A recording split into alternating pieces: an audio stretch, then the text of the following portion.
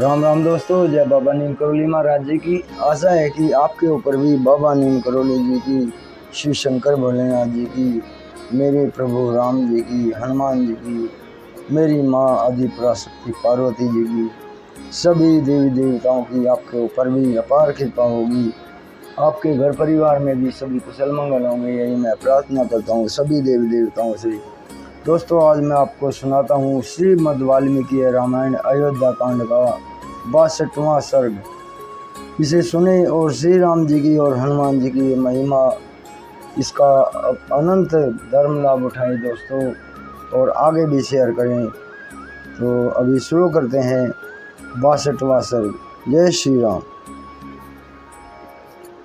दुखी हुए राजा दशरथ का कौशल्या को हाथ जोड़कर मनाना और कौशल्या का उनके चरणों में पड़कर अक्षमा मांगना।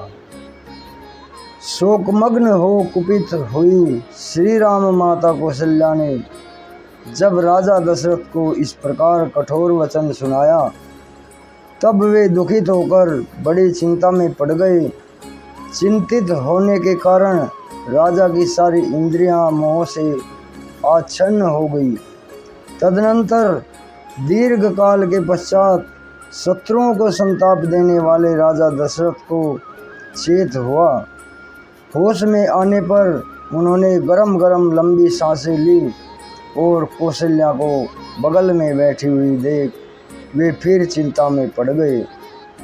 चिंता में पड़े पड़े ही उन्हें अपने एक दुष्कर्म का स्मरण हो आया, जो इन शब्द भेदी बाण चलाने वाले नरेश के द्वारा पहले अनजान में बन गया था। उस शोक से तथा श्री राम के शोक से भी राजा के मन में बड़ी वेदना हुई। उन दोनों ही शोकों से महाराज संतप्त होने लगे। उन दोनों शोकों से दुग्ध होकर दुखी राजा दशरथ नीचे मुँह किए थर थर काँपने लगे और कौशल्या को मनाने के लिए हाथ जोड़कर बोले, कौशल्ये, मैं तुमसे निहोरा करता हूँ, तुम प्रसन्न हो जाओ। देखो, मैंने ये दोनों हाथ जोड़ लिए हैं। तुम तो दूसरों पर भी सदा वात्सल्य और दया दिखाने वाली हो, फिर मेरे प्रति क्यों कठोर बन गई हो। देवी, पति गुणवान हो या गुणहीन, धर्म का विचार करने वाली सती नारियों के लिए वह प्रत्यक्ष देवता है।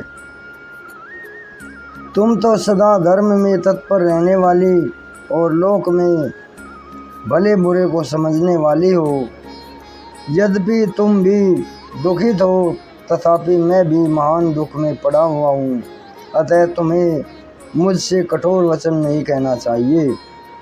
दुखी हुए राजा दशरथ के मुख से कहे गए उस करुणाजनक वचन को सुनकर कौशल्या अपने नेत्रों से आंसू बहाने लगी, मानो छत की नाली से नूतन वर्षा का जल गिर रहा हो। वे अधर्म के भय से रो पड़ी और राजा के जुड़े हुए कमल दृश्य हाथों को अपने सिर से सटाकर घबराहट के कारण शीघ्रतापूर्वक एक एक अक्षर का उच्चारण करती हुई बोली, देव, मैं आपके सामने पृथ्वी पर पड़ी हूँ, आपके चरणों में मस्तक रखकर याचना करती हूँ। आप प्रसन्न हो। यदि आपने उल्टे मुझसे ही याचना की, तब तो मैं मारी गई। मुझसे अपराध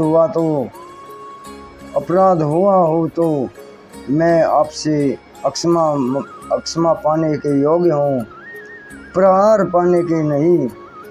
पति अपनी स्त्री के लिए इहलोक या परलोक में भी स्पृहणीय है। इस जगत में जो स्त्री अपने बुद्धिमान पति के द्वारा मनाई जाती है, वह कुल स्त्री कहलाने के योग्य नहीं है। धर्मज्ञ महाराज, मैं स्त्री धर्म को जानती हूँ और यह भी जानती हूँ कि आप सत्यवादी हैं।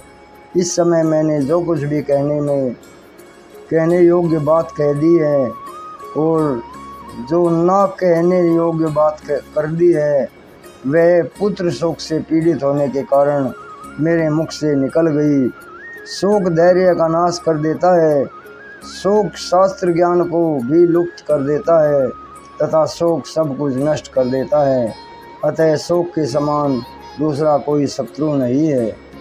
शत्रु के हाथ से अपने ऊपर पड़ा हुआ शास्त्रों का प्रहार सह लिया जा सकता है, परंतु देववश प्राप्त हुआ थोड़ा सा भी शोक नहीं सहा जा सकता।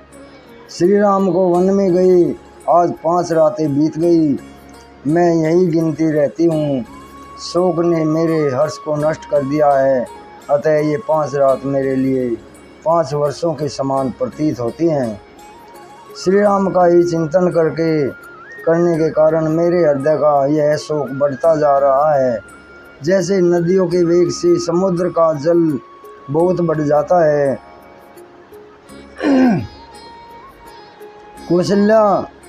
कौशल्या इस प्रकार शुभ वचन कह रही थी कि सूर्य की किरणें मंद पड़ गई और रात्रि काल आ पहुंचा।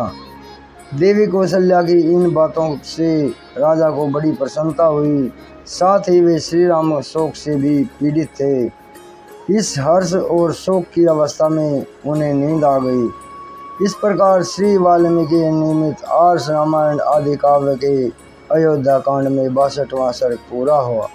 जय श्री राम, जय हनुमान जी की जय, बाबा नीम करोली महाराज की, शिव शंकर भोलेनाथ जी की जय हो, गणपति महाराज जी की जय हो, हर हर महादेव, जय श्री राम।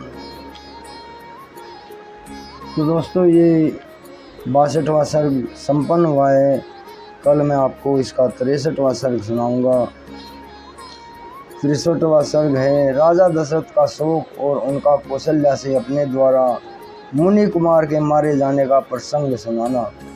इसमें दशरथ राजा जो श्रवण कुमार को मार देते हैं उसका प्रसंग वो कौशल्या को सुनाते हैं अगले उसमें पाठ में। तो अभी आज्ञा लेता हूँ दोस्तों।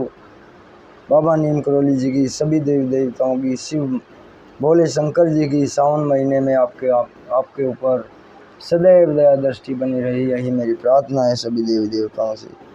जय राम जी की।